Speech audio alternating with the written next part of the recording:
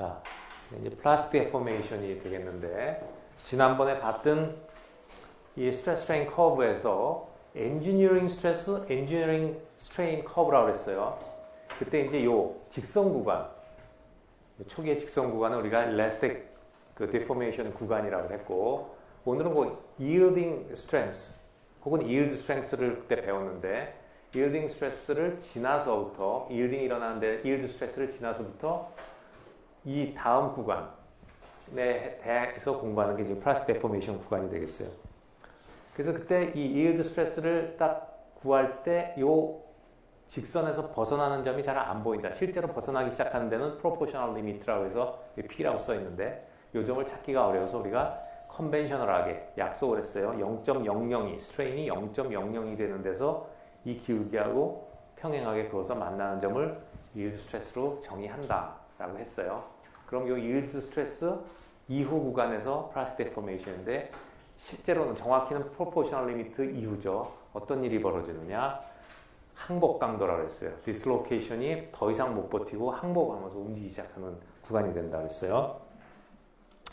여기 보면 이 텐사일 스트레스가 나오는데, 이 최대점을 갖다가 우리가 텐사일 스트렝스라고 불러요. 텐사일 스트렝스. 그래서 이것은 스트렝스라고도 부르고 스트레스라고도 불러요. 그래서 yield strength 혹은 yield stress. 텐사일 스트렝스. 여기 보면 단위가, 이 크기가 대개 우리가 주요 금속들의 이 텐사일 스트렝스가 범위가 50메가파스칼에서 3000메가파스칼. 그러니까 약 수백 메가파스칼 돼요.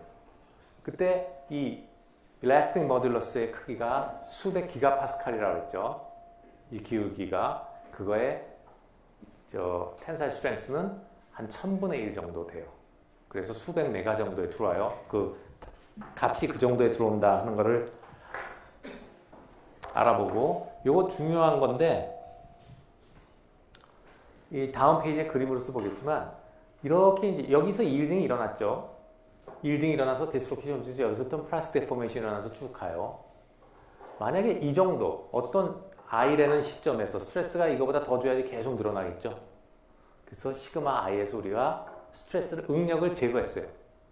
자, 여기서 제거하면 어떻게 돼요? 요 일라스틱 그 구간 안에서 응력을 제거하면 다시 원상으로 돌아오겠죠. 스프링 같은 거니까. 근데 여기서는 플라스틱 데포메이션이 일어났어요. 소성 변형이, 디스로케이션이 밖으로 튀어나가 버렸어요. 자, 다시 스트레스를 내려주면 어떻게 될까요? 그러면 변형이 남아있을까요? 안 남아있을까요? 이 컵을 이렇게 따라 내려올까요? 아니죠. 플라스틱 데포메이션, 돌이킬 수 없는 변형이라고 했어요. 성형수술을 했어요, 이미. 그러면 내려오게 될 때 어떻게 내려오느냐. 이 커브하고 이 기울기하고 똑같은 기울기로 내려와서 요만큼은, 원래 이만큼 늘어났던 거에 응력을 제거하면 요만큼은 회복이 돼요. 회복이 가능해요. 이것은 뭐예요? 일라스틱 성분이에요. 그래서 이것은 이거에 비례해서 그 탄성계수에 비례하는 기울기로 내려와서 요만큼은 회복이 돼요.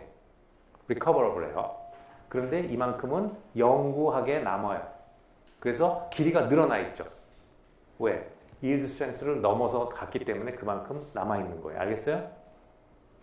자, 여기서 또 하나 아주 중요한 개념이 이제 8장에서 나오겠지만, 요만큼이 이제 이렇게 여기서 응력을 제거하면 여기 내려왔죠. 자, 다시 응력을 가해요. 이제 내려온 거예요. 응력을 다시 가면 어떻게 될까요? 이거를 따라 올라가겠죠, 다시. 또 힘을 제거해요. 그럼 다시 내려와요, 여기. 여기 탄성법이기 때문에. 그런데 이 yield stress에 왔어요. 여기에 왔어요. 여기다가 응력을 제거하면 어떻게 될까요? 요 점에 왔어요. 내리면 역시 다시 이 선을 따라 내려와요. 원상으로 돌아와요. 그러면 이것을 계속 변형을 시키기 위해서는 얼만큼을 스트레스를 가해야 되느냐? 여기 이상 가서 다시 가야 돼요. 자, 여기서 굉장히 중요한 우리가 배울 점이 있죠. 시사점이 뭐냐면, 처음에 이 재료는 디스로케이션을 항복시키는데 이만큼이 필요했었죠. 이게 yield strength예요. 그런데 이걸 갖다가 플라스틱 데포메이션 영역까지 스트레스를 가했다가 제거했다가 다시 이것을 응력을 가해서 소성 변형, 그러니까 플라스틱 데포메이션을 일으키려고 하면 이만큼 yield strength가 높아졌죠. 그죠? yield strength가 높아졌다는 얘기는 뭐예요?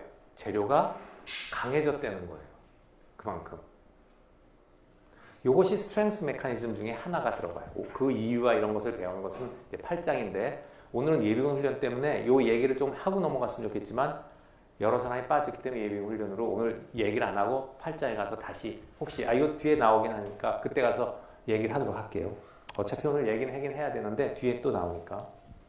그래서 이것을 미세구조 쪽으로 현미경을 통해서 들여다보면은 이 일라스틱 구간에서는 그때 봤지만 원자 간의 간격이 늘어났다가 응력을 제거하면 다시 떨어져서 붙겠죠. 원상으로 돌아와요. 여기는 디스로케이션 아직 움직이지 않았어요. 그런데 이일드 스트렝스를 지나가게 되면 어떻게 돼요? 여기 보는 것처럼 디스로케이션이 이렇게 빠져나갔죠. 이건 뭐 모식도니까 이렇게 빠져나가서 길이가 늘어나요. 변형이 왔어요. 그 다음에 변형이 온 상태에서도 탄성이 있죠. 여기 요만큼씩 원자가 벌어져 있어요. 여기서 다시 응력을 제거하면 이것은 탄성 때문에 돌아와요. 돌아오지만 이렇게 디스로케이션이 한번 빠져나간 것은 돌아올 수 없어서 아까 말한 것처럼 이렇게 내렸을 때 이만큼은 탄성으로 돌아오지만 이 나머지 이런 변형들은 여기 플라스틱 데포메이션으로 남게 돼요. 알겠죠? 그래서 지난번에 또 중요하다고 얘기한 게 시그마는 탄성 개수 곱하기 스트레인이다 하는 이 식이 여기서만 쓸 수 있다는 얘기예요. 여기서 쓰면 틀려요. 여기서는 뭘 구하는 거예요? 여기서 시그마는 2 곱하기 입실론이라고 치면 이렇게 하는 거거든요. 이것을 하는 건데 이 기울기가 나오는 건데 요만큼은 그렇게 구할 수 있죠. 여기도 쓸 수 있죠. 시그마는 2 곱하기 2나는 요 탄성에 대해서만 쓸 수 있어요. 이만큼이 있기 때문에 이 점에서 바로 이렇게 쓰면 이 기울기가 나와버리거든요. 이건 안 돼요. 알겠어요? 만약 예를 들어서 요 점에서 있을 때, 요 탄성 범위에서 요만큼의 스트레스를 가했을 때 스트레인이 얼마냐? 그러면 역률을 곱해주면, 역률로 스트레스를 나눠주면 요만큼이 나오죠? 기울기로. 근데 여기 있을 때 변형이 얼마냐? 그걸 갖다가 그냥 역률로 나눠주면은 이게 나오지 이게 안 나온단 말이에요. 플라스틱 데포메이션 생긴 부분을 간과하게 된다. 알겠어요? 그래서 항상 내가 가하는 스트레스가 이일드 스트렝스를 넘었냐 안 넘었냐를 갖고 먼저 판단을 해서 넘었다면 플라스틱 데포메이션 성분이 있을 것이라는 것을 알고 시작을 해야 돼요. 그래서 시그마는 2 곱하기 입실론이다. 요 식은 탄성 범위에만 쓰는 거예요. 탄성에만. 여러 번 얘기했어요. 그래서 여기 그 이일드 스트렝스 혹은 이일드 스트레스 시그마 y는 그때 말한 것처럼 컨벤셔널하게 0.002에서 잡아서 한다. 대부분 요 정확한 점이 잘 잡히질 않아요. 그래서 그런 식으로 한다. 여기 이제 범위를 보면은 이런 금속류는 메탈 혹은 합금 이런 것들은 대개 보면 수백 이게 텐사일 스트렝스예요. TS 값 제일 끝에 맥시멈 값. 그 다음에 세라믹은 여기 측정 불가라고 나와 있고 폴리머는 훨씬 약해요. 자, 세라믹은 왜 측정 불가하냐면 세라믹은 굉장히 깨지기 쉬워요. 그래서 이런 방법으로 지금 거기 돌려보고 있는 거에 보면 알겠지만 그런 그립을 잡는 순간 유리를 그렇게 가공하기도 어렵지만 가공도 어려워요. 근데 이게 잡아서 당기면 잡는 순간 그 그립이 깨져버려요. 거기가 부스러져 버린다고요. 늘어나는 게 아니라. 그래서 다른 방법으로 측정을 해요. 뒤에 배워요. 그래서 굉장히 세라믹은 이 인장에 약합니다. 압축에는 좀 강해요. 그렇지만 인장에는 약해요. 압축을 할래도 뭘 물어서 해야 되는데 이렇게 무는 데서 깨져버려요. 이렇게 압축은 강한데 이렇게 잡아당기는 거는 굉장히 약해요. 유리도 그래서 깰 때 보면은 유리에다 살짝 흠을 내죠. 유리칼로. 그 다음에 어떻게 부러뜨려요? 유리를 쫙 가게 할 때 이렇게 휘죠. 이렇게 휜다는 얘기 뭐 이렇게 금을 내놓고 이쪽 위쪽 표면이 이렇게 하면 인장이 늘어나는 쪽을 잡아당긴 거죠. 쫙 깨져버려요. 세라믹은 브리틀해요. 그래서 금속에서 텐사일 스트렝스가 정의가 됐고 여기 보면 이제 이런 슈퍼스크립트들이 붙어 있어요. 근데 이 스틸을 보면 스틸이 여기도 있죠. 스틸 1020, 스틸 1020. 여긴 스틸 4140. 요 4140, 1020 이런 것은 2학기 때 배우겠지만 이게 순철이냐, 순수강이냐, 아니면 뭐 카본강이냐, 어떤 걸 섞었느냐에 따라서 이 기호가 ASTM에서 분류해 놓은 기호예요. 그래서 1020은 카본이 0.2% 들어간 건데, 요 같은 스틸인데도 여기 보면은 강도가 틀린데 여기 보면 CD, 여기는 HR 이렇게 써 있어요. HR을 보면 hot rolled. 그 다음에 CD는 cold drawn 그렇게 돼 있어요. 이건 무슨 얘기냐? 가공을 어떻게 하느냐예요. 이 쇠를 잡아당기는데 높은 온도에서 잡아당기냐, 뭐 낮은 온도에서 잡아당겼냐. 그 다음에 이런 데 보면은 뭐 여기 보면 또 이 다른 거지만 여기 annealed steel도 있고 여기는 4140의 quenched steel, quenched and tempered steel도 있어요. 이렇게 공정을 어떻게 하냐. 같은 재료를 가지고 내가 가공을 어떻게 하느냐. 그러니까 높은 온도에서 잡아당기냐. 여러분이 TV를 보면 이제 포항제철에서 이런 후판 같은 게 덩어리가 이렇게 쇠가 나오면 점점 얇아져서 나중에 이게 이제 아변판, 강판으로 나오는데 두꺼운 걸 자꾸 누를 때 뜨거운 데서 누르는 거고 뭐 예를 들어서 철사는 그냥 또 차가운 데서 사갑되는 것은 상온이 아니라 보통 이제 그 6점의 3분의 1 이하를 보통 얘기가 일반적인 얘기인데 그 정도 온도까지 그 얘기는 또 그러니까 9장이죠. 8장에서 배우게 돼요. 8장에 이제 이런 가공이 좀 나오고 후반기에 2학기 때 13장, 14장에서 좀 나오고 11장에서 나온 거예요. 그래서 이렇게 그래서 이걸 연금술사라는 말을 들어봤죠. 연금술사. 그러니까 같은 쇠를 가지고도 같은 재질을 가지고도 여러 가지 강도의 다른 쇠를 만들어낼 수가 있어요. 대장장이들 보면은 왜? 그 칼 같은 걸 만드는데 누가 강한 칼을 만들어야 될 거 아니에요? 그게 다 여러분이 봤지만 무슨 쇠를 막 두드리다가 시뻘겋게 닳는 거 두드리다 뭐 물에다 확 넣었다가 뺐다가 하고 이런 것들이 다 이런 공정 방법에 속해요. 그런 걸 함으로써 이렇게 강도가 다 특성이 달라지는 거예요. 알겠죠? 이제 그런 키네틱을 배우는 게 이제 11장에 나와요. 자, 이제 여기까지 왔는데 이제 그 후에는 어떻게 되냐? 여기가 이제 깨지는데 이제 프랙처가 일어나요. 파괴가 일어나요. 이 파괴에 대한 거는 9장에서 배워요. 이 파괴가 일어나는데 지금 여러분이 시편이 어디까지 갔는지 모르지만 인장 시편이 그 알루미늄이 돌고 있을 거예요. 보면은 이렇게 생겼죠. 그걸 깨진 걸 보면 이렇게 생겼는데 이건 더 하지만 요게 이제 이렇게 요 깨진 부분이 가운데가 좀 홀쭉한 걸 느꼈어요? 예. 바로 요 점이 그 홀쭉하게 시작되는 부분이에요. 우리가 그것을 네킹이라고 해요. 목이 이렇게 생겼죠. 네. 그래서 네킹이라고 그래요. 네킹. 그러니까 네킹 현상이 일어나는 거예요. 그래서 처음에는 균일하게 시편을 만들었죠. 두께가 일정하던 게 이 텐사일 스트렝스에서 이 어떤 가운데 부분이 되겠죠. 이 부분에서 로컬리 홀쭉하게 부분이 생기기 시작해요. 이제 왜 생기는가는 또 다음에 배워요. 프랙처에서 9장에서. 그래서 그런 부분이 생기게 되면은 이 부분이 집중적으로 스트레스를 받죠. 자, 이제 여러분이 여기서 생각을 해야 될 게 우리가 여태까지는 엔지니어링 스트레스 스트레인에 대해서 공부를 했었죠. 아무 말이 없었어요. 근데 지난번에도 얘기했지만 다른 정의가 나옵니다. 조금 있으면 나오는데 true stress, true strain이라는 게 나와요. 진정한 스트레스하고 스트레인이 나와요. 그 차이가 뭐냐? 여러분이 느낄지 모르지만 실제적으로 엔지니어링 스트레스 스트레인은 스트레스를 어떻게 정의하냐면 처음에 로드를 가하죠. 그 다음에 그것을 뭘로 나누죠? 단면적으로 나눠졌죠. 단면적이 어떤 단면적이냐면 초기의 샘플의 단면적이에요. 초기의 단면적. 근데 이게 늘어나면 어떻게 되죠? 시시각각으로 단면적이 바뀌게 되겠죠. 작아질 거예요. 그런데 그걸 생각을 안 하고 보정을 안 하고 바로 처음 걸로 항상 나눠서 그린 그림이 이 그 True Stress Strain Curve예요. 맞아. Engineering Stress Strain Curve예요. 그래서 실제로 여기 보면 되게 이상하게 느낄 수도 있어요. 잘 보면. 이게 보면은 여기서까지 계속 이걸 늘어나기 위해서 스트레스를 점점 가했죠. 올라가잖아요, 스트레스. 근데 여기서는 어떻게 돼요? 스트레스를 줄이는데 늘어나요. 말이 안 되죠. 어떤 거를 이만큼 늘려서 했는데 그 다음에 힘을 점점 스트레스를 줄이는데 더 늘어나는 게 말이 되나요? 안 되는데 여러분이 생각해보면 뭔가 있죠. 뭐겠어요, 그게? 바로 실제로 스트레스는 어떻게 될까요? 실제 스트레스는 늘어나고 있겠죠. 계속 여기도 늘어나는 거죠. 실제 왜?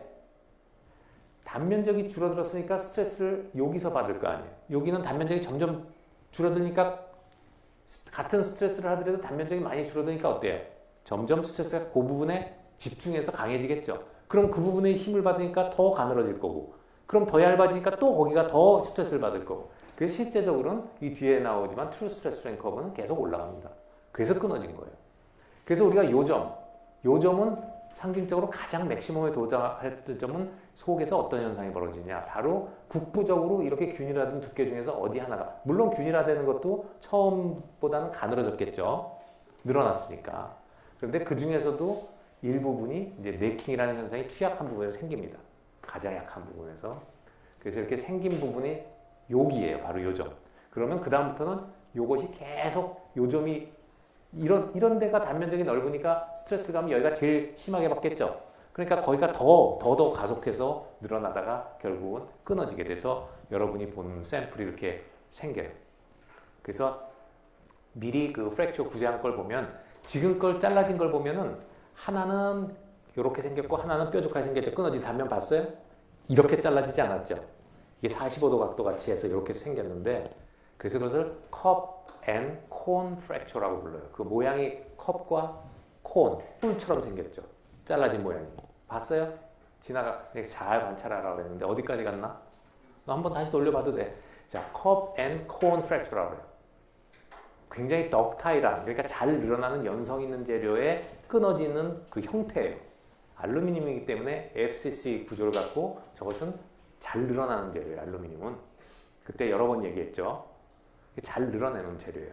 그래서 연성이 커요. 연성이 큰 재료가 요런. 그 다음에 더 연성이 큰 거는 여러분이 이렇게 쭉 더 연성이 큰 건 어떻게 있어요? 이렇게 가다가 아주 가늘어져서 끝에 가서 아주 뾰족하게 끊어지겠죠? 양쪽 다. 높은 온도의 엿 같은 걸 생각해 보세요. 쭉 잡아당기면 쭉 늘어나다가 끊어지겠죠? 치즈 같은 거. 그런 걸 우리가 핀 포인트라고 해요. 핀으로 약간 아주 핀처럼 가늘게 끊어진다. 그래서 핀 포인트 프랙처라고 해요.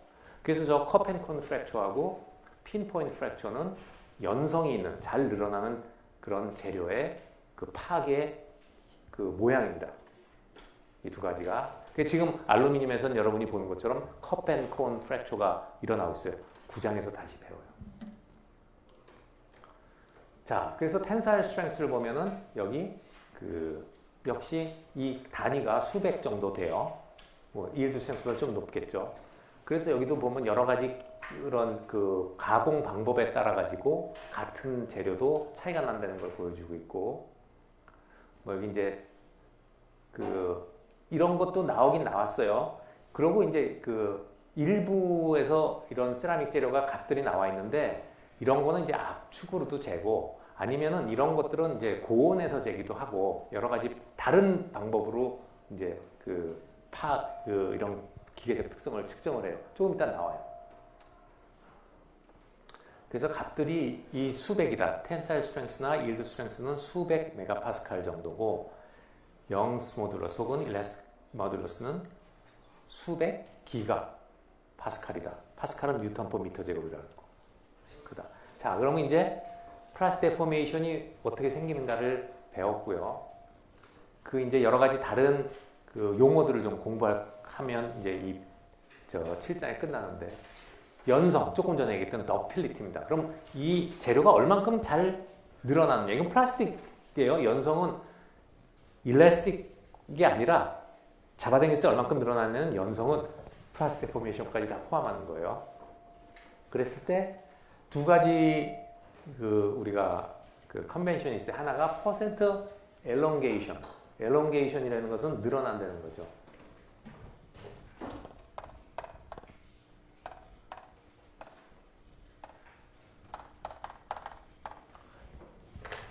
퍼센트 엘롱게이션의 약자예요. 퍼센트니까 그때 스트레인은 퍼센트가 아니었죠. 프로포셔널 리미트 0.002 그건 0.2%예요. 근데 그때는 단위가 없었어요. 여기선 퍼센트를 붙여서 얘기해요. 단위는 뭐예요? L0분의 LF 요것은 뭐죠? 프랙처가 일어날 때까지의 길이에서 L0 초기 길이를 뺀 거니까 이게 델타 L이죠. 파괴가 일어날 때까지의 델타 L을 초기 길이로 나눠준 거에다가 100을 곱해준 게 퍼센트 엘롱게이션이에요. 이거 얼만큼 잘 늘어났냐니까 뭐 끊어질 때까지 얼만큼 가느냐 보면 되겠죠.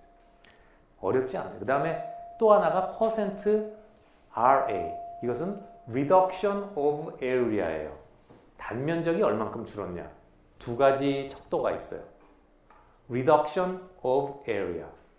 단면적이 얼만큼 줄었냐. 그 초기 면적이 줄었으니까 이거는 초기 면적에서 끊어질 때 면적이 줄었을 때니까 이래야지 플러스 값이 나오겠죠. 이거 쉬워요.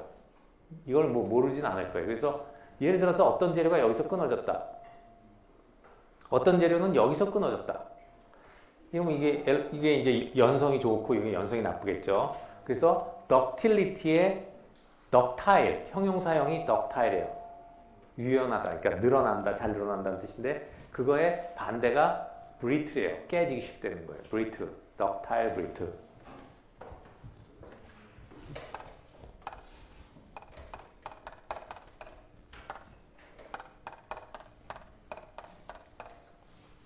요거의 명사형은 저기서 보면 ductility라고 그러고 요것의 명사는 brittleness라고 그래요. brittleness.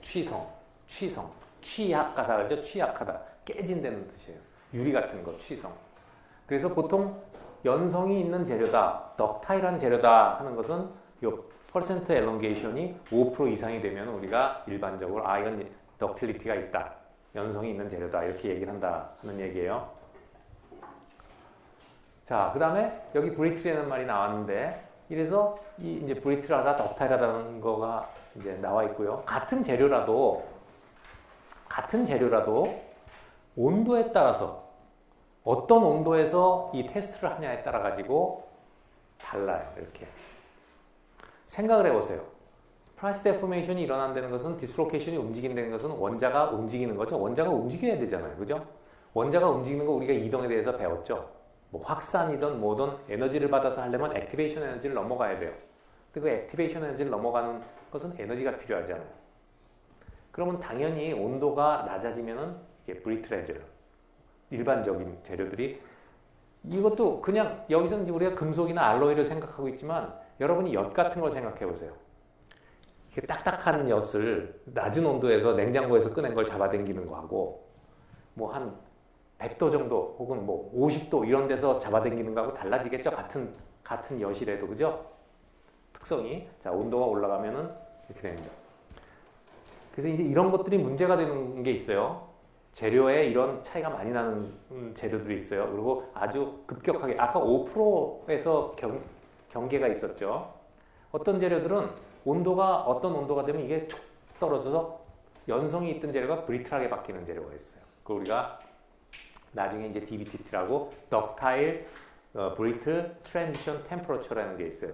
DBTT. 그런 특징을 갖는 재료가 어떤 재료는 그렇게 갖고 어떤 재료는 DBTT가 안 나타나는데 그 DBTT, Ductile Brittle Transition Temperature가 있는 재료는 어떤 온도 이하에서는 갑자기 브리틀해져요. 그래서 여러분이 옛날 다른 우리가 교재로 많이 쓰는 바레 책에 보면 다른 책에도 많이 나오는데 이렇게 큰 배들이 이렇게 블라디보스토크 같은 데서 이렇게 깨진 게 반쪽이 나고 이런 것들이 나오는데 그런 것들이 그 브리틀 프랙처에 거기는 겨울에 굉장히 춥죠. 그러면 온도가 낮기 때문에 쇠가 굉장히 브리틀해져요. 근데 이제 파도가 딱 때리면 그냥 깨져버려요. 반쪽 난 배들이 나오고 그런다고. 이제 프랙처에서 또 배워요. 프랙처에서 그런 걸 파괴하기 위해서 배워요. 어쨌든 온도의 함수가 이런 스트레스 스트레인 커브가 온도의 함수라는 걸 이해하겠죠. 자, 그 다음에 또 용어 나왔어요. resilience. 점점 어려운 단어가 나오는데 resilience라는 것은 뭐냐면 ability of material to store energy. 에너지를 얼만큼 이 재료가 흡수할 수 있느냐, 가지고 보유할 수 있느냐 하는 척도예요. 근데 elastic 에너지예요. 즉 스트레스 스트레인 커브에서 요 면적을 얘기해요. 스트레스하고 스트레인 커브에서 요 yield strength까지는 우리가 탄성범위라고 그랬죠. 그 밑에 요 면적이 바로 resilience가 돼요. 그래서 요 resilience는 0에서부터 시그마 y까지 입실론 y까지 여기까지 입실론 y라는 것은 yield strength에 해당하는 strain이에요. 거기까지 그 시그마를 입실론으로 해서 접근하면 되는데 시그마와 입실론 간에는 관계가 있죠. 탄성범위니까 어떤 관계를 쓸 수가 있어요. 시그마는 일라스틱 모듈러스 곱하기 입실론. 이게 바로 일라스틱 모듈러스 곱하기 입실론이 되겠죠. 그래서 이게 그냥 컨스탄트로 빠져나오는 게 아니라 이게 입실론의 함수라는 걸 알 거예요. 그래서 적분하면은 2분의 1 이게 밑변 곱하기 높이 나누기 2니까 2분의 1 이렇게 해도 되고, 또 이걸 시그마 y를 영수 모듈러스로 고쳐 쓰면 또 영수 모듈러스로 바꿔서 나올 수가 있겠죠. 2 곱하기 이프실론 y죠. 그럼 2 곱하기 이프실론 y 제곱이 될 거예요. 뭐 스트레스를 바꿔 쓸 수도 있고. 이것은 뭐냐? 여러분이 생각을 해보세요. 아까 그림을 생각해 보세요. 이렇게 원자를 잡아당기려면 에너지가 필요하잖아요. 탄성범위에. 그죠? 그 에너지예요. 이거를 갖다가 플라스틱 변형이 일어나기 전까지 우리가 벌려놓으려면 밖에서 에너지를 가야 되죠. 그 에너지의 토탈 썸이 바로 레질리언스예요. 그 다음에 이제 터프니스라는 것은 뭐냐? 이것은 연성이 아니라 우리나라 말로는 인성, 질기다는 뜻이에요. 인성, 인내한다는 거죠. 얼마나 참느냐 하는. 이것은 쉽게 말하면 파괴가 일어날 때까지 토탈 에너지예요. 얘한테 얼만큼 우리가 에너지를 가야지 이놈을 파괴시킬 수 있느냐 하는 거예요. 그러니까 레질리언스하고는 틀리죠. 레질리언스하고는 틀릴 거예요. 파괴를 얼만큼 하는 거냐니까. 그래서 이 커브 전체의 면적이 될 거예요. 그래서 이런 것은 인성이 작다. 이건 인성이 크다. 터프니스가 크다. 이런 얘기가 돼요. 그래서 이렇게 이제 이런 거가 이제 폴리머 같은 거, 고무줄 같은 것은 조금만 응력을 가해도 많이 늘어나죠. 그렇지만 이런 것은 질기지 못해요. 왜? 전체 면적은 굉장히 작죠. 또 굉장히 강한 재료예요. 느리기가 굉장히 힘들죠.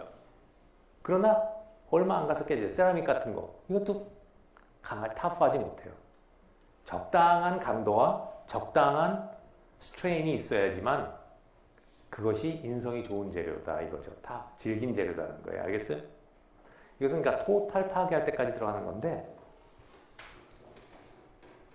이런 것도요. 아까 말한 것처럼 테스트하는데 다 키네틱이기 때문에 뭐 온도에 따라서도 달라지지만 같은 재료가 예를 들어서 그 이제 이 로드 상태가 다이나믹이냐 스태틱이냐에 따라서 달라져요. 다이나믹이 뭐냐면 여러분이 이렇게 쉽게 생각해 보세요. 여기 엿이 있어요. 엿에다가 내가 엿을 잘라버리면 이게 되는 거죠. 타프니스 자를 때까지 에너지. 근데 엿을 갖다가 예를 들어서 뭐 조금 늘어난다고 해도 되고 뭐 딱딱해도 좋은데 잡아당길 때 로딩 레이트라고 해요. 이 응력을 그때 보면 인스트루먼트에서 이렇게 모터를 갖고 이렇게 쭉 잡아당기면서 로드를 점차 가하죠. 그런데 천천히 잡아당기는 거하고 확 잡아당기는 거하고 잘라졌을 때 내가 들어간 에너지가 같을까요? 틀릴까요? 한번 그냥 감을 한번 보세요. 엿을 자르는데 천천히 잡아당겨서 자를 때 에너지하고 내가 들어간 에너지 그 다음에 이걸 확 잡아당길 때하고 똑같은 에너지가 소모가 될까요? 깨지긴 똑같이 깨지죠. 어떨 것 같아요? 어떤 게 에너지가 많이 필요할 것 같아요? 천천히 당기는 게 그게 스태틱 로드예요. 스태틱 컨디션이에요. 그러니까 로드를 갖다가 어떻게 가냐에 따라서도 이 커브가 달라져요. 이해가 돼요? 그래서 나중에 보면 이 타프니스를 재는 방법 중에 또 나오는데 임팩트 테스트가 있어요. 그런 로딩을 굉장히 빨리 하는 거예요. 그냥 망치로 뻥 때려가지고 이게 깨질 때 들어가는 에너지를 봐서 이 재료의 이런 특성을 측정하는 방법이 있어요. 임팩트 테스트라는 게 있어요. 이것은 이제 그거에 비해서 스트레스 스트레인 커브를 천천히 이렇게 로딩을 하면서 하는 것은 이거는 이제 스태틱 컨디션이 되겠죠. 근데 같은 재료를 또 망치로 뻥 때려서 순간적으로 힘을 줘서 에너지를 가해가지고 깨는 경우도 있어요. 그럼 이 에너지가 다르게 나올 거예요. 그래서 어떤 컨디션에 따라 가지고도 이 특성을 달리 볼 수가 있어요. 평가할 수가 있어요. 그럼 왜 그렇게 하느냐? 뭐 그런데 필요하면 그렇게 보는 거고 이런 게 필요하면 이렇게 보는 거고 또 편한 방법을 찾아서 보고 하는 거죠. 그래도 이런 특성들은 상대적으로 평가를 할 수가 있으니까. 자, 이제 제대로 나왔죠? True stress, true strain이에요. 이것도 새로운 용어. 아까 여러 번 얘기했지만 정의는 여기 나와요. 이거야말로 true니까 진짜 스트레스죠. 이것은 뭐예요? 아까 네킹 같은 게 생겼을 때 시시각각으로 변하는 단면적으로 보정을 해준 거예요. 그래서 AI, instantaneous가 들어갔어요. A0가 아니고 AI예요. 그때그때 면적분에 가해준 로드. 로드는 일정하죠. 로드는 똑같아요. 로드가 바뀌진 않으니까. 하지만 면적은 바뀐단 말이에요. 그리고 이것을 true라고 해서 t를 붙여놨어요. 그 다음에 true strain은 L0분의 Li, 그때 길이, 초기 길이분의 그때 길이의 로그예요. 이것은 왜 그러냐면 정의가 이렇게 되겠죠. true strain은 뭐냐? 그때까지 실제로 얼만큼 늘어났냐니까 초기 그 시시각각으로 변하는 것을 초기 길이부터 그 시점까지를 적분해야 될 거 아니에요. 이게 정의겠죠. 그 변화량을 갖다가 초기 L0부터 지금 현재 L까지 적분을 하면 전체 늘어난 길이가 나올 거 아니에요. 요거는 로그 L0분의 L이죠. 그래서 로그 L0분의 L이 나오는 거예요. 요 L, 뭐 LI라고, LI면 LI를 현재까지 LI라고 해서 이 정의에서 이게 나온 거고요. 요걸 좀 더 정리하면은 요 LI는 L0 플러스 델타 L이죠. 그죠? 늘어난 길이가 있으니까 현재. 그러면 L0분의 L은 L0는 1. L0분의 델타 L은 정의가 엔지니어링 스트레인이었죠. 그래서 이것은 엔지니어링 스트레인하고 트루 스트레인 간에는 이런 관계식이 성립이 돼요. 그래서 우리가 거꾸로 얘기하면은 이 커브를 구해도 여기에서부터 이 값을 찾아낼 수가 있어요. 그 다음에 스트레스는 이렇게 되는데 스트레스는 또 정리를 하면은 이렇게 나와요.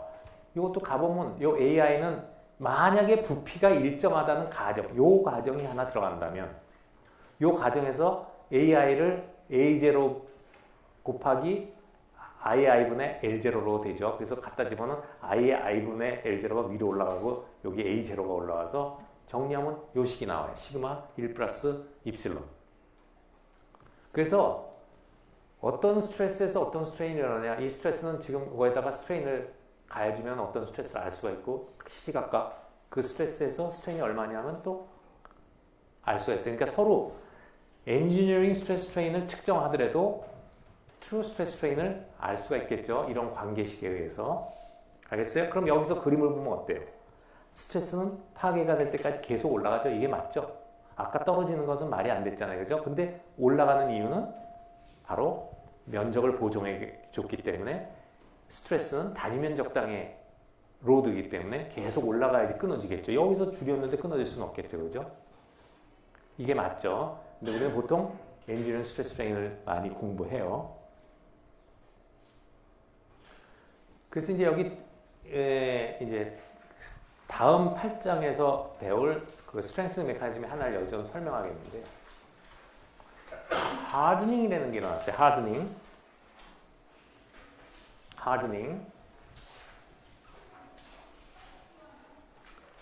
자, 하드닝이라는 것은 하드, 단단하다는 얘기죠. 하드닝이라는 것은 단단해졌다는 얘기를 나타내고 있는 거예요.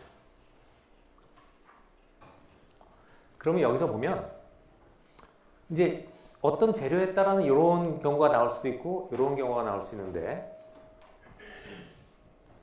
이제 true stress, true strain 커브를 그린 거예요. 그래서 떨어지지 않고 계속 올라갔죠. 여기서 이제 파괴가 일어났다 합시다. 이렇게 올라갔는데 어떤 거는 이게 많이 기울기가 좀 있게 올라가는 경우도 있고 어떤 재료는 이렇게 작을 수도 있죠.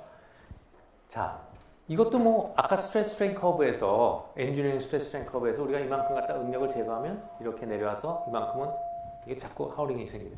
이렇게 내리면 일라스틱 스트레인이 있고 이만큼이 플라스틱 스트레인이 남는다고 했죠. 플라스틱 데포메이션이 남는다 했어요. 이만큼이. 자, 그 다음에 이만큼 생긴 거를 다시 응력을 가하면 여기서부터 다시 이만큼의 재료가 강해졌다고 그랬죠. 자, 이 두 개를 보세요. 이런 재료, 파란 선으로 된 재료는 응력을 제거했다가 다시 올리면 처음에 시그마 Y보다 별로 안 올라가죠.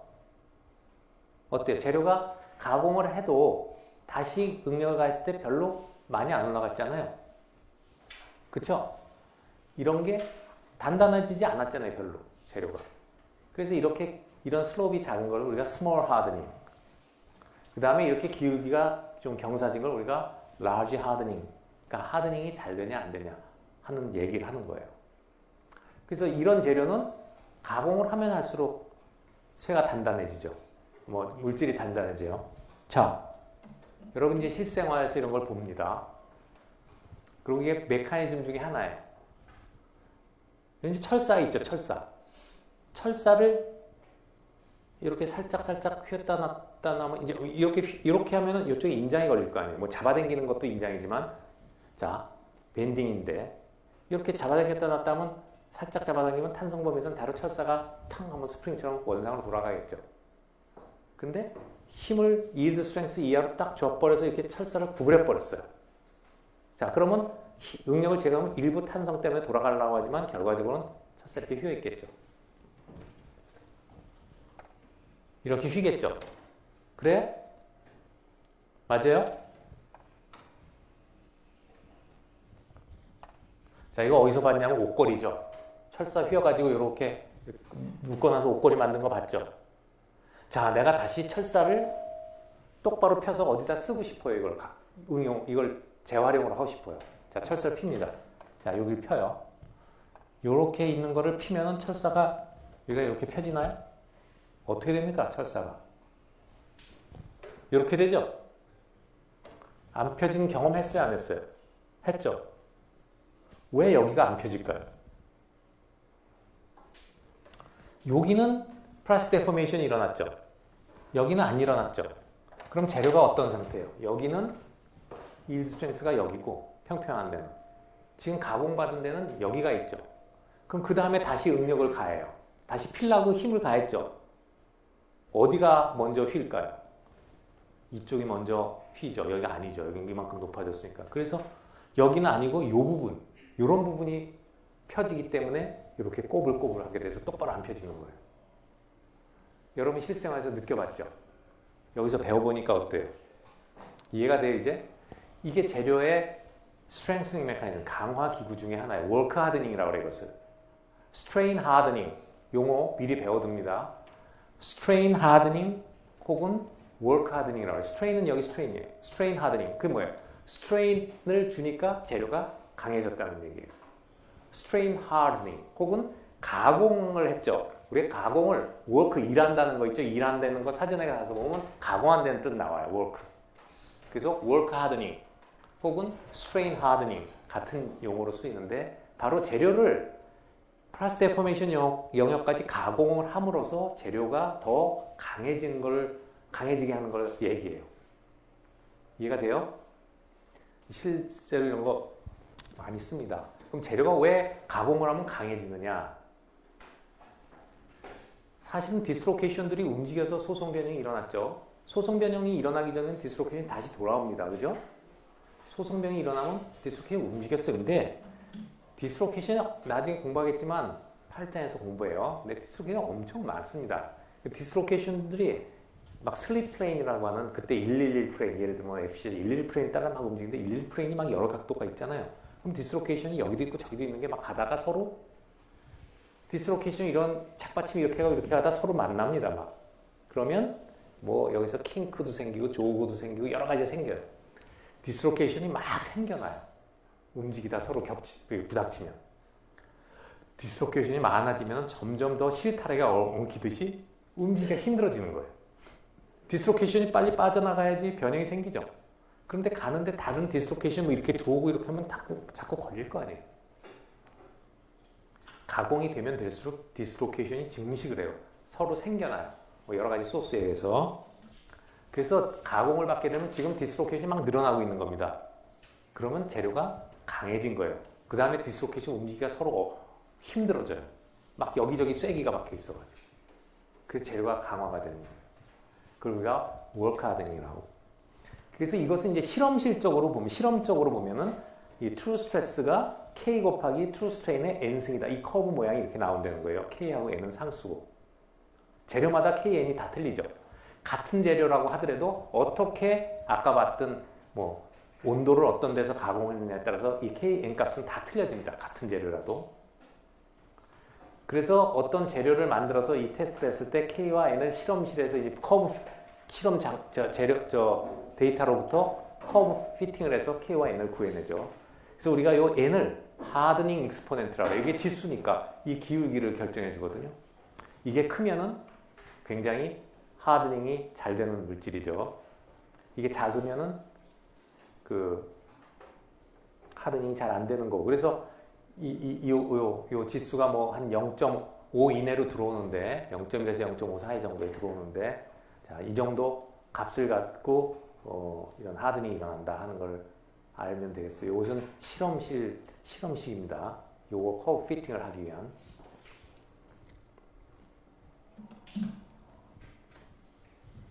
자, 이제까지가 이제 메탈에 대해서, 금속에 대해서 플라스틱 데포메이션 이런 걸 했어요. 자, 여러분 계속해서 반복해서 얘기하지만 잊고 있어서 그런데 우리가 얘기를 안 하고 해서 당연한 거이라 지금 디스로케이션이 움직이고 뭐고 한 것은 다 결정 얘기라고 그랬죠. 근데 많은 사람들이 잊어버려 이걸 얘기를 안 하고 하니까. 그러니까 지금 이 플라스틱 데포메이션이 금속에서 일어나고 디스로케이션 움직이고 다 결정 얘기예요. 그죠? 결정에서 디스로케이션이 있는 거죠. 근데 우리가 결정에 반대되는 걸 뭐라고 배웠냐면 그때 결정이 아닌 거, 원자의 그 숏 레인지 오더만 있고 롱 레인지가 없는 거, 규칙성이 없는 것을 우리가 비정질이라고 얘기했어요. 아모르퍼스라는 얘기를 했죠. 기억나죠? 자, 세라믹은 대부분 아모르퍼스예요. 뭐 세라믹에도 결정이 있어요. 이오닉 크리스탈 같은 거 있어요. NaCl 같은 거 있지만 대부분은 이제 비정질이 많아요. 세라믹. 유리 같은 거 특히 비정질이고. 뭐 디스로케이션이 있으면 움직이겠지만 또 나중에 8장에서 배우지만 이오닉 크리스탈에서는 디스로케이션이 있기가 굉장히 힘들어요. 왜냐하면 이 아이오닉 크리스탈은 플러스하고 마이너스가 결합을 했죠. 음이온과 양이온이. 디스로케이션이 음이온만 될 수도 없고 양이온만 될 수도 없어요. 차지가.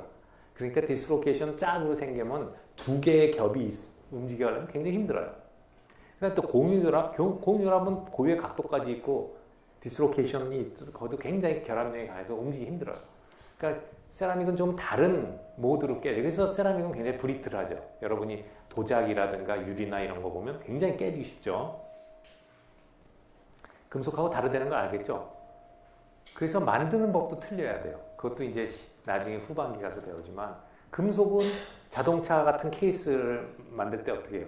그 강판을 만든 걸 갖다 펀치로 뻑 찍어서 이렇게 자동차 뚜껑 모양도 만들고 바디 모양 만들잖아요. 세라믹 유리를 갖다가 자동차로 만든다고 해서 유리판을 갖다가 펑펀치를 찍어서 이런 모양 만들어져요? 안 만들어져요. 도자기? 안 돼요. 도자기는 어떻게 만듭니까? 미리 모양을 만들어요. 딱딱해진 다음에 모양을 못 만들어요. 깨지니까. 미리 만들어져요. 도자기 빚는 거 봤죠? 미리 만들어서 그 다음에 어떻게 해요? 그런데 깨지기 쉽죠? 그러니까 그걸 강도를 부여해서 가마에 보여요.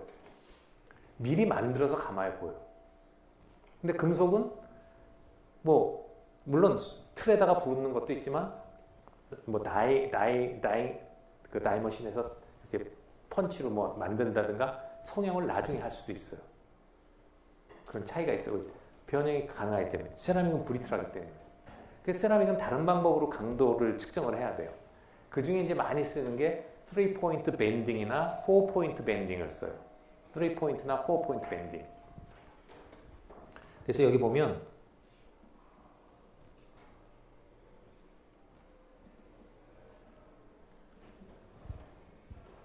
아까도 말했지만 세라믹은 인장 시편 만들기도 어려워요.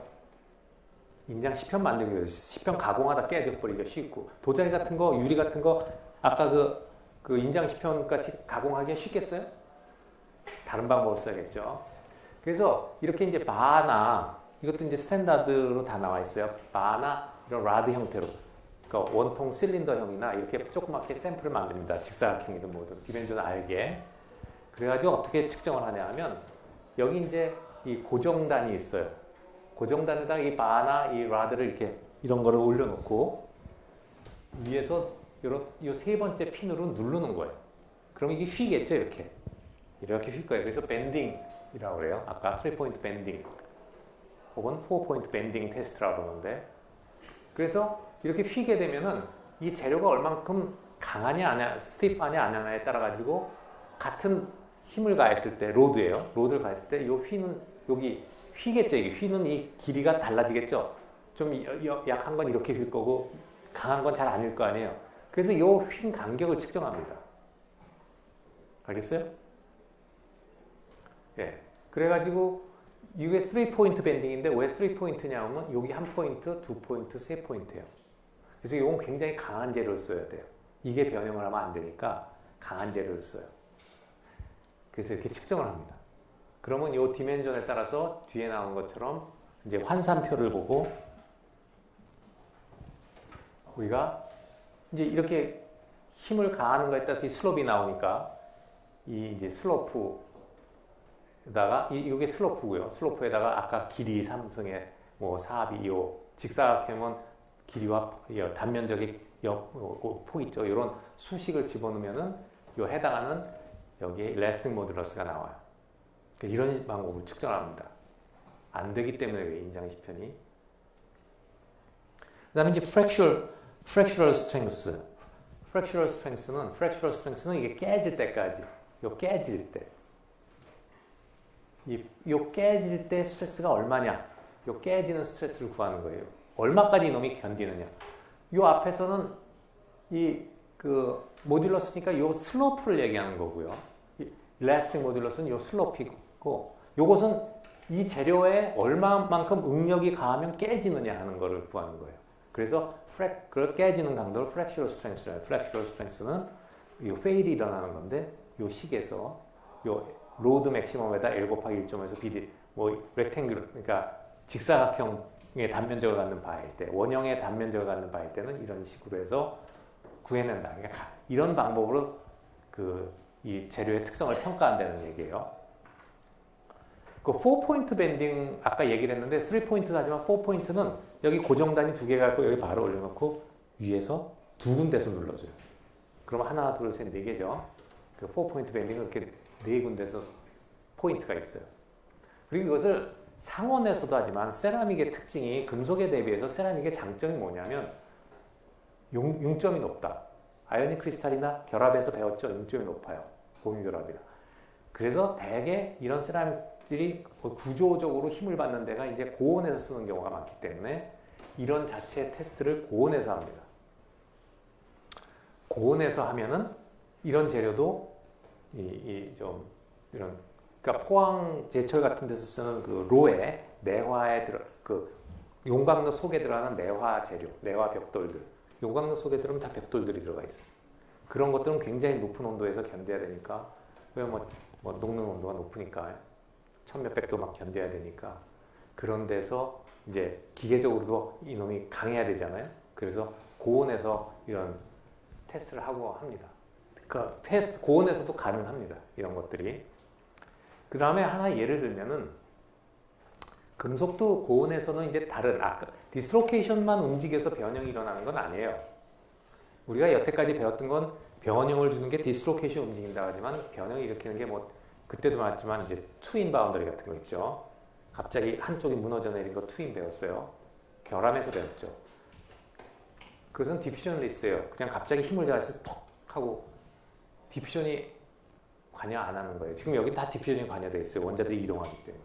거기도 원자가 이동하지만 이 액티베이션 배리어를 넘어가는 게 아니라 터멀리 액티베이트 프로세스가 아니라 순간적으로 움직이는 거예요. 근데 그런 거 말고도 금속은 여태까지 이런 철사줄이나 뭐 이런 것들은 다 다결정이에요.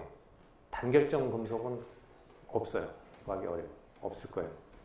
다결정들이면 다결정의 결함이 뭐가 배웠죠? 우리가 그레인 바운더리가 있었죠.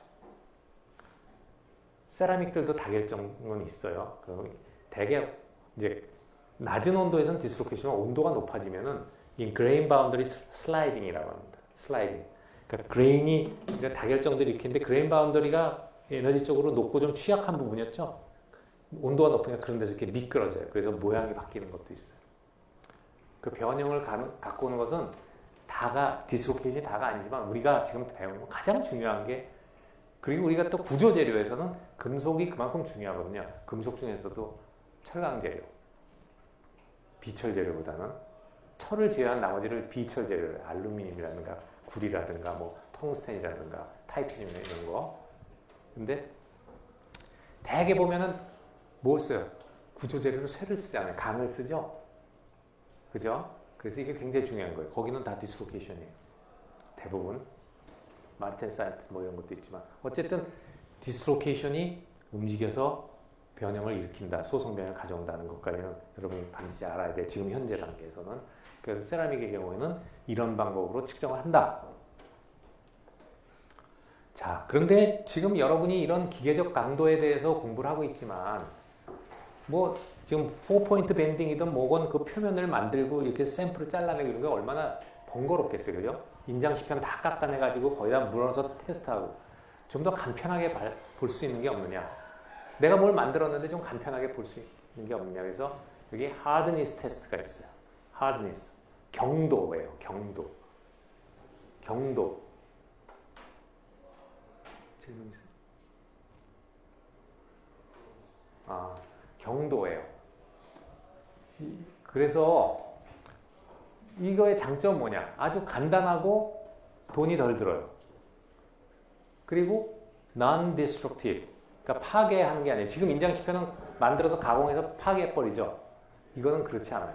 간단하게 측정을 하는 거예요. 재료의 기계적 특성을. 그래서 여러 가지 이제 방법은 바로 소개해. 인덴터라는 게 있어요. 인덴터의 재질이나 모양이나 뭐 하중 범위에 따라서 Rockwell hardness, Brinell hardness, Knoop 혹은 Vickers hardness 이런 여러 가지의 측정 방법이 있어요. 자, 이거는 인덴터 따라서 달라집니다. 인덴터. Rockwell. 우리도 지금 우리 과에 다 구비가 됐어요. Brinell hardness. Knoop. 이건 Knoop라고 읽어요. 큰 우프가 아니라 Knoop. Knoop hardness도 있고 Vickers hardness. 이게 다른 거예요. 두 개가. 요거는 이제 굉장히 아주 뭐 하중이 작은 거예요. 조그만 하중을 줘서 테스트하는 거고 이런 거는 비교적 큰 거고 또 요거는 인덴터가 이제 다이아몬드로 피라미드식의 다이아몬드로 되어 있고 자 인덴터가 뭔지를 알아야지 이게 궁금증이 풀릴 테니까 봅시다. 이건 뭐냐면요. 어떤 재료가 있어요. 어떤 재료에다가 무지 강한 인덴터 강한 재료를 갖고 꾹 눌러주는 거예요. 그러면 흠집이 생기겠죠. 이 재료보다 강한 걸 갖고 이런 데다가 뭘로 꽉 눌러주는 거예요, 한번.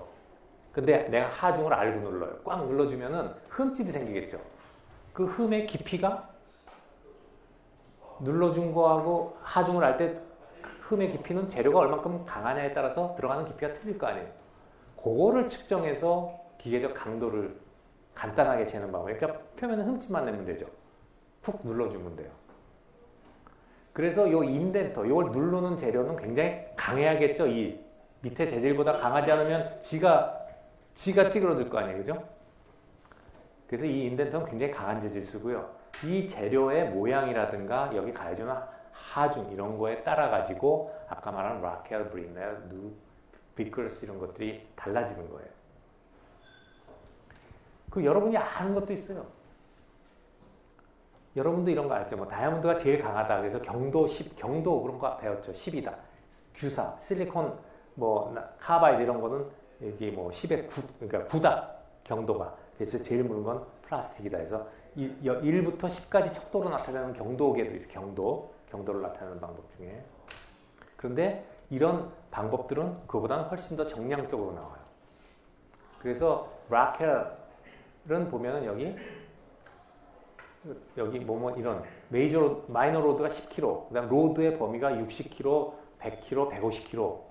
그다음에 재질은 다이아몬드라든가 무슨 다른 볼들 이렇게 써요. 그래서 이런 100kg의 하중을 이런 B 타입의 볼로 눌렀다 하면은 보통 하드니스기 때문에 이 우리가 기호로 나타내는 HR 써요. HR. 하드니스, 락헬로젠 하드니스다. HR, 그 다음에 B, 그러면 B라는 인덴터를 썼다. HRB, 그래서 60 무슨 HRB, 그러면 B라는 인덴터로 이 락헬 하드니스를 했더니 경도가 60이 나왔다. 이런 얘기예요. 60 HRB 그러면. 알겠어요? 그 다음에 이제 브리넬 하드니스는 다른 건데 그러면 브리넬 하드니스는 이 뒤에 보겠지만 이제 다른 인덴터를 써서 하는데 브리넬 하드니스는 HB, 누프 하드니스는 HK, 비커스 하드니스는 HV 그렇게 씁니다. 뭐 어떤 인덴터를 썼느냐 해서 H는 앞에 건 하드니스라는 얘기고 뒤에 거는 뭘로 측정했냐는 거예요. R, B. 근데 누프 하드니스는 발음은 누비지만 스펠링은 K이기 때문에 HK로 써요. 근데 이게 이렇게만 하면 재미가 없죠. 이 하드니스하고 이런 하드니스하고 아까 엔지니어링 스트레스 스트레인 커브 사이에는 관계식이 있는 거예요. 그러니까 이걸로 간단하게 보더라도 그 시편을 만들어서 일일이 측정을 스트레스 스트레인 커브를 그리지 않더라도 이 수치를 알면은 이 보정 환산표를 가지고 기계적 성질을 유추해낼 수가 있다는 거죠. 그러니까 간편한 방법이겠죠. 알겠어요? 근데 여러분 이건 알아요. HB 어디서 많이 들어봤죠? 여러분 이미 알고 있어요. HB. 그렇죠. 샤프심에 나오잖아요. 그게 흑연의 강도예요. HB가 브리넬 하드니스 강도예요. 그 샤프 연필 심의 강도. 그래서 이게 번호가 크면은 딱딱할 겁니다. 강하고 부러지기 쉽고. 그 대신 부러지기 쉽죠. 그림 그리는 것은 좀 작을 거고. HB예요. 그게 여러분이 이미 알고 있었어요. 브리넬 하드니스. 그래서 여기 보면 여러 가지 인덴터 모양이나에 따라서 이걸 뭐 다 할 건 없고 요 비컬스하고 누프 하드니스는 요 모양이 다이아몬드 재질을 써 다이아몬드 피라미드라고도 부르는데 방법을 피라미드 타입의 이게 구슬 형태가 아니라 피라미드 알죠? 이렇게 사각뿔 같이 생긴 거 이런 걸 쓰는 거고 이건 하중이 굉장히 작아요. 그러니까 마이크로 하드니스 같이 이렇게 조그맣게 찍어서 하는 거예요. 이제 우리 과에 이제 이런 하드니스를 측정하는 걸 연구하는 분도 이제 하나의 분야로 있어요. 장재일 교수 같은 경우는 이게 이제 이런 금속만 하는 게 아니라 요새는 반도체도 해요. 반도체 그 방막을 재요. 그러니까 굉장히 얇은 막의 강도를 재야 돼요. 깨질 수도 있고 하니까. 그러면 굉장히 작은 걸로 하중을 약하게 줘가지고 흠집을 현미경으로 보고 그 강도를 한다고요. 그러니까 이렇게 큰 덩어리만 있는 게 아니라 요새는 뭐 나노, 방막 이런 거에서도 이런 걸 해요. 나노 인덴터라고 그래요. 그래서 부르기를 나노 인덴터. 인덴터는 아까 봤죠. 이런 흠집을 내는 기구가 인덴터인데 나노 인덴터. 그래서 현미경 속에서 아주 미세하게 찍어가지고 그 방막의 강도 같은 것도 알아야 되니까. 이게 이렇게 덩어리로 있을 때하고 방막으로 돼 있을 때, 방막을 증착해서 했을 때하고는 강도가 달라지죠. 공정방송이 달라지면 다 달라져요. 그죠? 그러니까 내가 이런 재료가 강도가 이만큼이라도 그것을 반도체에 응용을 하면 그 응용 상태로는 강도가 달라질 수가 있어요. 그러니까 그런 걸 그 상태로 측정을 하기 위해서는 나노 인덴터 같은 것도 필요해. 이렇게 뭐 몇십 킬로가 이제 아주 굉장히 조그맣게 현미경에서 해요. 자, 이제 그 다음에 이제 이런 거를 했을 때 이런 기계적 특성을 재면은요, 이게 좀 스캐터링이 돼서 나와요, 데이터가. 왜 그러냐면 흠집에 굉장히 예민합니다. 특히 세라믹은. 그 다음에 세라믹은 속에 기공 같은 게 있어요. 도자기도 깨보면 속에 기공 같은 게 있는데 자기냐 독이냐 따라서 다르지만 독이 같은 거는 기공이 많아요, 세라믹은. 여러분이 그래서 우리가 그걸 뭐죠? 항아리가 숨 쉰다고 하잖아요. 왜 숨 쉬겠어요? 속에 기공들이 있기 때문에 통기성이 있기 때문에 숨을 쉰다고 하잖아요. 자, 그래서 이런 기공들이 있으면 속에 기공들이 있으면 그것도 이제 프랙처에서 부장에서 배우지만 그것 때문에 강도가 많이 틀려집니다. 그래서 이런 걸 하면은 통계적 처리를 해야 돼요. 어떤 재료 하나를 갖다가 해보고 이렇다고 믿으면 안 돼요. 그래서 여러 가지 샘플을 여러 번 해서 평균해서 내면 되죠. 이것은 평균값을 보면 돼요. 그 다음에 스탠다드 데비에이션 알죠? 얼만큼 표준 편차가 있느냐 이런 공식에 대해서 봐서 그래서 여러 가지 데이터를 종합을 해서 평균값을 내가지고 그 물성을 파악을 해야지 안전하죠. 왜 그러냐면 구조재료라는 것은 구조물에 들어가요. 예를 들어서 다리를 짓는 교량의 다리 이런 데다가 구조물이 들어가는데 그거를 갖다 강도가 이만큼 나올 거라고 계산을 해서 만들었는데 하필 또 그 재료가 뭐 흠이 있다든가 비교가 많아서 깨져버리면 다리가 무너지는 거 아니에요. 그럼 사람이 죽잖아요. 그러니까 안전하게 고려를 하기 위해서 이렇게 통계도 내고 또 세이프티 팩터가 들어가요. 실제로 응용할 때는. 그래서 여기 보는 것처럼 어떤 재료의 yield strength다. yield strength를 갖고 그거가 거기서 얘가 휘거나 변형이 일어나니까 yield strength까지는 내가 써도 되겠다라고 생각하면은 위험하다는 거죠. 그래서 내가 실제로 쓸 수 있는 하중은 yield strength보다는 작아야 될 거예요. 그걸 얼만큼 나눠주느냐가 이게 safety factor예요. 그래서 아주 크리티컬한 거. 정말 이것은 위험하니까 안전해야 된다. 사람의 목숨이 달려있다면 이거 커지겠죠, 이게. safety factor를 디자인할 때. 그쵸? 그래서 그 yield strength만큼 못 쓰는 거죠. 실제로는 가해주는 응력은 훨씬 작게 가해야 되는 거죠. 위험하니까. 알겠어요? 이게 마지막 페이지라 안 올라가나?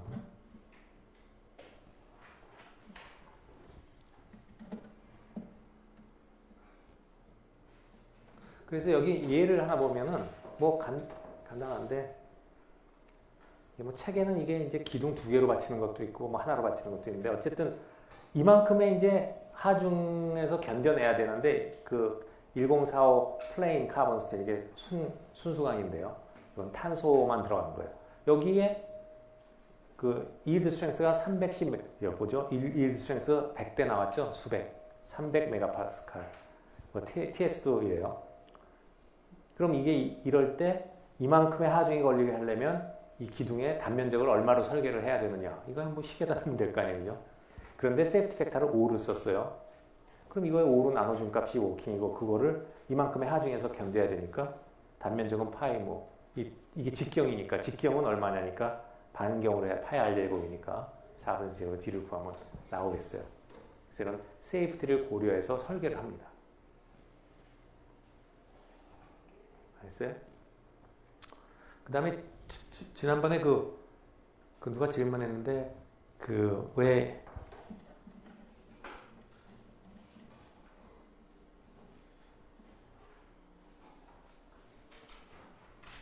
이런 거 어퍼하고 로어는 이제 철강계에서 이런 게 나오는 탄소강에서 이렇게 나오는데 왜 여기를 1도로 잡느냐? 이것도 세이프티하고 관계가 되는 거예요.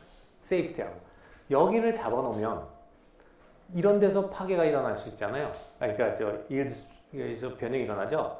그러면 여러분이 생각할 때 설계를 할 때 이 값을 써야 될 거 아니에요.